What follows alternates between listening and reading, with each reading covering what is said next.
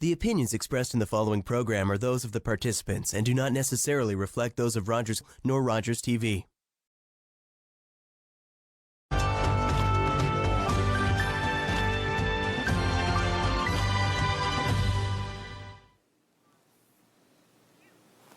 Welcome to the Rogers TV 2018 Municipal Election Debates. This has been produced in cooperation with the Georgina Chamber of Commerce. I'm your host and moderator, Dave Szollosy.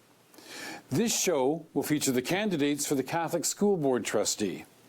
I will introduce the candidates shortly, but first I just want to explain the ground rules that we will be following. Each candidate will be given 1 minute for their opening remarks at the beginning and 1 minute at the end for a closing statement. A random draw was made to establish the order of speaking. The questions have been developed by a committee based on input we received from the community. And I thank the members of that committee for sending that in, and the members of the community for forwarding in their suggestions. With the questions, the candidates will have 1 minute to respond to each. Now, if a candidate wishes to address comments made by the other, or if it's felt that the question needs more discussion, I will open the floor for debate. So now let's move to introducing our candidates. To my left, Teresa McNichol. Welcome, Teresa. Thank you very much for coming. Thank you. And to my right, Sean Gaudette. Thank you very much for coming, Sean. Welcome. Hi, Dave. Okay, so we're going to move into the opening statements first, and the first to speak will be Teresa McNichol. Thank you so much. You have 1 minute. Thank you. I would like to thank Rogers Cable for hosting this debate. My name is Teresa, like everybody knows. I believe that the Catholic School Trustee has to be available, accessible, approachable, and highly visible in this community. That's why I'm seeking another term. Thank you. Thank you very much. Now we'll go to Sean for your opening comments. You have 1 minute. Thank you. Good afternoon, and thanks to Rogers TV for inviting me today. My name is Sean Gaudette, and I've been a resident of York Region for 15 years. I have a Bachelor of Administrative Studies degree in business, and I also have a professional certificate in management. I am a dedicated and strong person that has strong communication skills and have excellent problem-solving skills, and I have a strong Catholic faith as well. I have extensive work experience with financial institutions, as well as recently working with a federal crown corporation.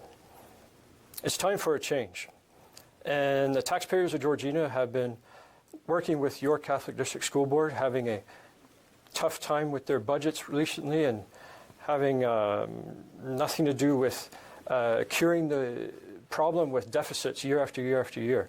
And vote for me ensures more transparency and better education for your children and prepares them for the 21st century learning while balancing the budget. Thank you. Thank you very much.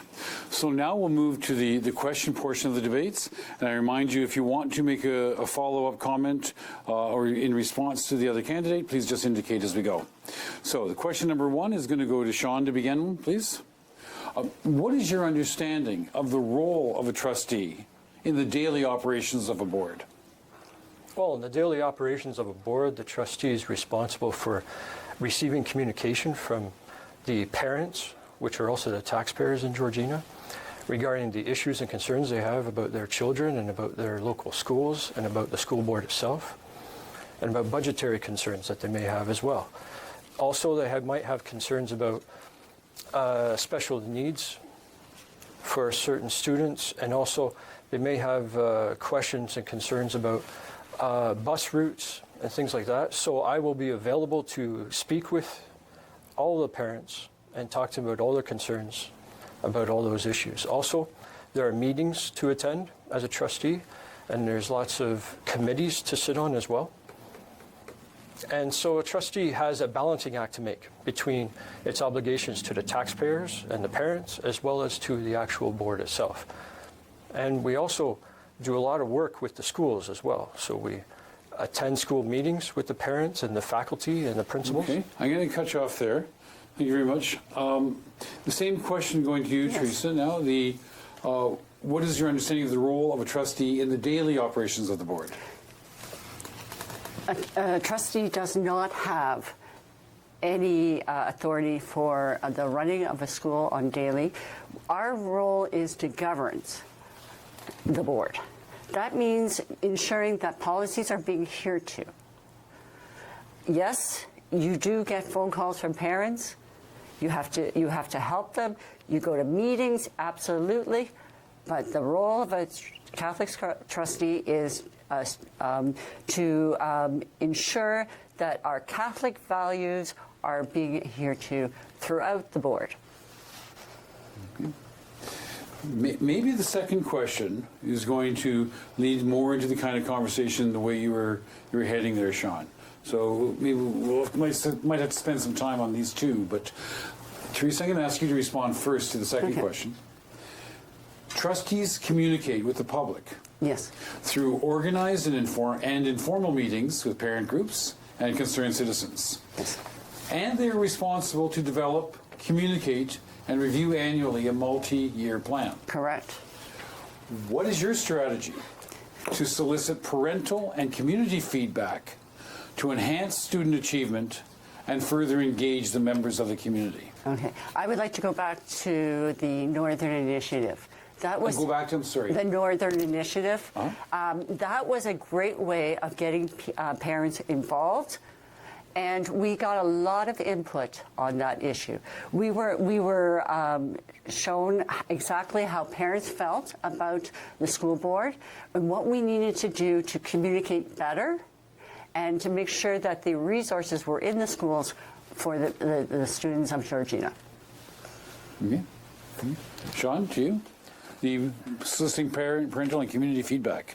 Yes, I'm all about transparency. So when it comes to communicating with our parents, I'm all about two-way communication. As soon as they get in contact with me, I'll start looking into their question or issue and get back to them with all kinds of feedback. And that way they can come back to me with additional feedback as well.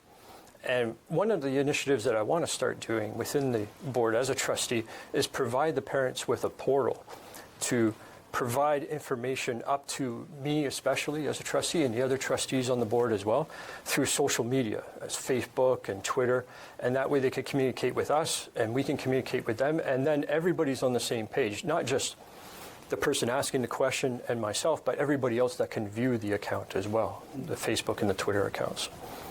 Okay. Thank you. Teresa, you wanted to respond to that? Yeah, I did want to respond to the fact that about phone calls. It's already been very clear that you're not returning phone calls. And I feel that when you're in this role, you must take phone calls from parents, regardless of their issues. You've had about 10 phone calls, and you have not returned them. And that is a big key, a very big link to this community. I spend a lot of time coming up here to go in council meetings, school events. I take phone calls at home and on my cell. Unfortunately, you haven't been doing that, Sean. And that is a big negative for this community. They want to be connected. There has to be a relationship between the trustee and the community. Did you want to respond, Sean? Sure. Teresa, I don't know where you're getting your information from because I have not received any phone calls that I haven't responded to. I'd love to see your statistics on this. Maybe you have some proof of it and you can provide it today. That'd be fantastic. If not, the only thing I can say is that I have a very active Twitter and Facebook account that I respond to on a regular basis, as well as my phone calls, and my email address is out there as well for all the constituents to get in contact with me, and I'm responding to everybody in a timely manner. And I would really love to hear how you respond to your constituents. Phone call. I'm going to leave this one now for a moment. Move on to some of the issue-based questions rather than general role questions. We might be able to come back to this later, the general role. But let's, and Teresa, I'm going to ask you to start on this question, please. There's been an awful lot of reports in the media recently concerning statistics on student violence in our schools, directed both at other students, teachers, and educational workers. Yes. What path do you see for resolving this problem? We have to spend a lot more money on mental health issues. We have to ensure that the resources for teachers are there. And when children need help, either by going to a treatment center, those areas have to be opened up for these students. We're not a treatment center for students. I mean, for example, I have one student up here that needs a treatment center, but there's such a long list. And the principal and the teacher are struggling because of the behavior. So the Ontario government is going to have to start funding more for mental health and open these treatment centers. Stop having such waiting lists. That's the danger. Mm-hmm. Sean, yours? Yes, the issue of mental health is a very important one. And students and faculty in the classroom are suffering from some of these violent tendencies that we've heard about in the media recently. And these issues need to be addressed. And I am committed to listening to your concerns and be your voice for Catholic education and help guide parents through these difficult situations and provide feedback. I'm always committed to promoting mental well-being in the schools for all the students and the faculty. Thank you. Okay. You with that one? Okay, Sean, then. This school year is going to see the school board entering into what many people are suggesting will be difficult negotiations, given the existing provincial framework. How would you hope to address the contractual process and protect the interests of the students? I think it's a very good question because it all revolves around budgetary constraints within the board, okay, and with the province. It seems like budgets have been skyrocketing the last few years for the school boards across the province, and a lot of that has to do with teacher salaries and educator salaries. And I think these types of issues need to be addressed. And I think we got to ensure as a board that all of our students are receiving the best type of education that they are deserving to receive from the teachers that are providing it and the educators that are providing it, no matter what school or what school board that they're in. Okay. Thank you. Teresa? Okay. There's one clear thing. The Ministry of Education actually will have a memo of understanding, and with that, they will negotiate the contracts for teachers. So what, as a local board, we get into the nitty-gritty of like prep time, those kind of issues. So with the government mandating the percentage of wage increase, that's them. They give us the money. We're about 90% of our budget is salaries and benefits. We have 10% to insure. Now, yes, we do get money throughout the year for grants, and we always make sure that there are mental health issues. We deal with that. We're creating new programs for 7 through 12. Those are the issues. Thank you. I'd like to carry this conversation on just a little bit more because, Sean, when you made the question that about teacher salaries escalating and this needs to be addressed, did you mean you want to see the board become proactive within OCATSA, the Federation of Catholic School Trustees Association, to push back against salaries? I'm not sure what you're saying there, what you were implying. Can you elaborate, please? I think that as we move forward as a board, it'd be a really great idea to use our influence as a board to have the province reconsider the types of salary increases that they're providing to the educators across the province. But it is, at the end of the day, the province's final decision on what they make those salaries to be across the province, including the York Catholic District School Board. And with that said, I'm not sure if the Minister of Education and the Premier is going to have a lot of time to review information from all of the boards across the province. I'm kind of thinking that maybe we could set up some sort of a committee that communicate as a province-wide, two-way communication to the province on behalf of all the boards in the province. Teresa? You want to respond? Well,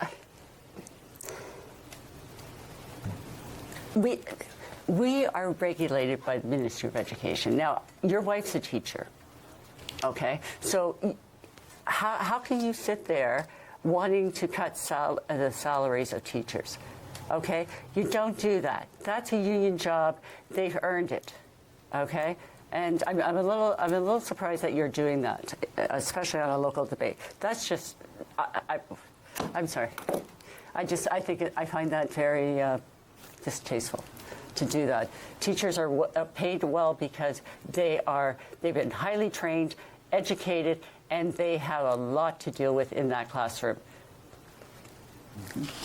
I agree with that, except the fact that I didn't say teacher salaries should be cut. I said that they should be, the province should consider how much they raise them by. Okay. And I do agree with you that teachers are well paid and they're well educated and they do a great job in the classroom. Absolutely, they do. Thank you. Okay, let's go on to the next question. I have to apologize because I did an error. I did ask Teresa 2 questions in a row instead of alternating. So to balance it out, I'm going to ask Sean a second question in a row, and then we'll go back to alternating. I apologize for that blunder on my part there. So Sean, I'm going to ask you to start off again on this one. Georgina schools have not recorded the highest scores on the EQAO standardized tests in recent reports.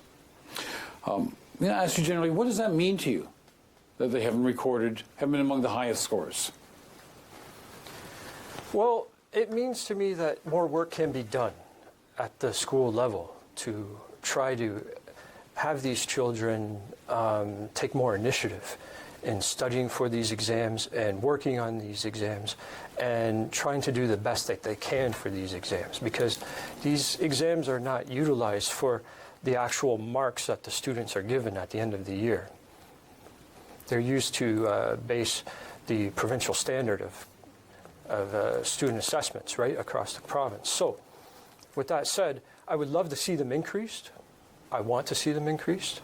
I think I could work together with the schools in Georgina to try to have them increased. Okay, thank you. Therese? Well, that is true. The schools traditionally are the lowest on the scale. That's why I've always enjoyed coming up and talking to the teachers and the parents about the results of these tests. I personally, I'm not a fan of these testing. It's a snapshot of one day. A child could have a bad day, and that could throw the entire marking or percentage out of whack. I think the good thing about it is the fact that the parent will actually have some type of assessment of their own child. But to grade a school and a community, I think that's very distasteful, and I think we should get away from that. I think we should look at individual schools, making sure the results or the resources are in the schools to help our students. Mm-hmm. Sean, did you want to come back? You made a comment about studying for these exams. That's actually one of the criticisms I've heard from a lot of people, that so much time is taken from the curriculum to prepare for these standardized tests. It's one of the critiques of it. You support that, or you would advocate taking more time to prepare students to study for test writing for the test? Yes, I don't support perhaps more time being taken away from the regular curriculum to work on these exams. But what I want to see is more resources being given to the schools and being given to the educators to use their current time more effectively, to ensure these students use that time to the most effective way that they can to increase their level of attainment on those scores for those exams. Okay. Thank you. I just wanted to add, these testings create a lot of stress and anxiety for the students. And, sometimes a child will not do well in a formal setting, but better in a relaxed atmosphere. So I think when we look at how a school does, I don't take that as criticism. I think that we need to go in and make sure that they have the resources. So again, we got the mental health component of testing. I think we should get away from it. I think there's other measures that teachers can use to determine the achievement of a child or where they are as a student. Okay, this actually is not totally unrelated. It's still issue-based, though. But coming back and ask Teresa to answer this question first. Sure. So the role of trustee has certainly changed since boards relinquished their right to raise funds through property taxes. Correct. What impact has the provincial funding formula and the government control of education funding and initiatives had for education in Georgina, particularly in the area of special education programming and other programs and services? When we relinquished our the mill rate, I think where we lost big time was our Catholic faith, especially in the secondary, because it's open access. We do get money for special ed, and we make sure that we have the resources in our schools for special ed, core, things like that. I think it's very important. Thank you. Sean? I think that the province has been providing a lot of funds towards the special ed programs that we have within our school system right now. And I would like to see that increased, actually, from the province's perspective and from our board's perspective as well, to ensure that we can provide more resources towards our special needs students across the York Catholic District School Board. And I think that another way that we can help our children evolve with that without using money is to increase the amount of input from our family members of our students and ensure that our family is still teaching at home as well. And this is one of my Catholic beliefs as well, is that if we include the church and family and school all together, the kids will have a much more well-rounded education and they'll be able to... Okay. It's time. You just finish that sentence? Okay. Teresa, you wanted to I just wanted to also say that the provincial government is giving more monies to school boards for career counseling and through 7 through 12. And we have actually developed a new program that students will be able to use. It's called My Blueprint, and it's like career cruising. This will be set up for 7 through 12, and this will help students find their pathways and what subjects they need as they move through the system. Okay, for our last question, I want to ask a question about social media, and go to Sean first. We're only going to have 30 seconds each on this one, though. So, a lot of safety concerns are mounting, but with regards to social media, especially when we have geographical tagging that lets strangers know where your kids are. But currently the boards are encouraging bring your own device programs, in part to shift costs onto parents. How do we resolve these conflicting tendencies and ensure safe environments for all students? Sean. Thank you. Yes, I totally support the use of social media within the school, within the board, between our parents and with our children and all that and everything else. So with regard to that, I want to make sure that they're safe as well. And that's of the utmost importance of myself as a trustee, and it should be of the board as well. And one way we can do that is to primarily just have the kids use the devices at school or use them at home.